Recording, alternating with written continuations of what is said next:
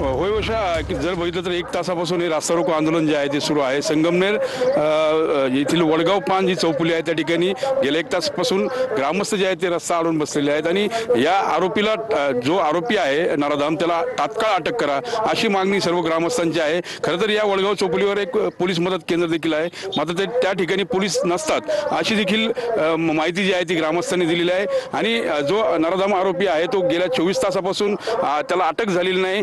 पोलिसांनी 6 पथकं जी आहेत ती तैनात केलेली आहे, मात्र अद्यापही आरोपी मोकाट असल्याने ग्रामस्थ संतप्त झालेले आहेत। सकाळपासून आंदोलन जे आहे ते सुरू आहे, गाव बंद ठेवण्यात आलेलं आहे आणि महिला त्यासोबत विद्यार्थी आणि अनेक पक्षांचे जे कार्यकर्ते आहेत ते या आंदोलनामध्ये सहभागी झाल्याचं पाहायला मिळतंय। हातामध्ये फलक घेऊन, निषेधाचे फलक घेऊन हे सर्व ग्रामस्थ जे आहेत त्यांनी आता हा घोटी कोलार जो महामार्ग आहे तो रोखून धरलेला आहे आणि मोठा संतप्त प्रतिक्रिया ज्या आहेत त्या ग्रामस्थ आणि महिलांमधून उमटत आहेत। आरोपीला तात्काळ अटक करा हीच मुख्य मागणी सध्या तरी ग्रामस्थ करतायत।